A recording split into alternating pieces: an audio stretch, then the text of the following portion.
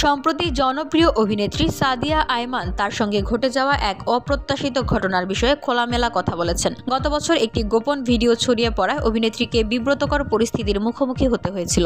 ভিডিওটিতে সাদিয়া অপ্রস্তুত অবস্থায় ছিলেন এবং তা তার অনুমতি ছাড়া ধারণ করা হয়েছিল বলে দাবি করেন তিনি। ভিডিওটি শেয়ার করার কারণে সাদিয়া অনেক সমালোচনার শিকার হন।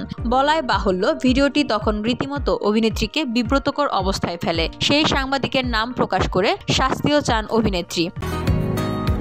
বসুন্ধরা, উত্তরা, বনশ্রী, কুড়িল ও বাড্ডা সহ রাজধানীর বিভিন্ন স্থানে অভিজাত ও অত্যাধুনিক মানের ফ্ল্যাট কেনার এক নির্ভরযোগ্য প্রতিষ্ঠান প্লেজেন্ট প্রপার্টিজ লিমিটেড। তাই আপনার স্বপ্নের আবাসনের জন্য আজই যোগাযোগ করুন। Pleasant properties limited, where destiny matches eventually।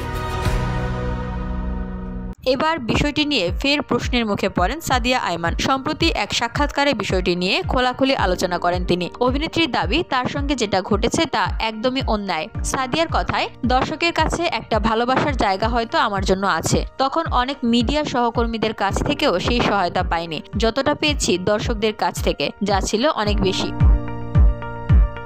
Sadia Ayman বলেন, আমার সঙ্গে অন্যায় হলে কেন কথা বলবো না? আর এমনটা তো এর আগে আমি ফেস করিনি। আগে অনেক জায়গায় গিয়েছি, এমনকি যেই শোতে গিয়েছিলাম সেখানেও অনেকবার গিয়েছি। এমন কিছু ফেস করিনি বিধায় এই বিষয়টি অপ্রত্যাশিত ছিল। অভিনেত্রী বলেন, ভিডিওটি ছড়িয়ে যাওয়ার পর আমি নিজেকে পজিটিভলি মোটিভেট করি যে তারকাদের সঙ্গে এমনটা হয়, কিছুদিন পর সবাই ভুলে যাবে, এই আর কি। কিন্তু এই ঘটনার 4 দিন পর সেই সাংবাদিক আমার একটি ছবি স্টোরিতে দেয়। ঠিক ওই দিনই যেদিন আমি বিষয়টি থেকে সরে আসি, তখন আমার মনে হয়েছে আমি যে সোশ্যাল মিডিয়ায় বুলিং হচ্ছি সেটা বোধহয় উনি মাথায় নিচ্ছেন না। এরপর আমার কাছে মনে হয়েছে এটা নিয়ে কথা বলাই উচিত।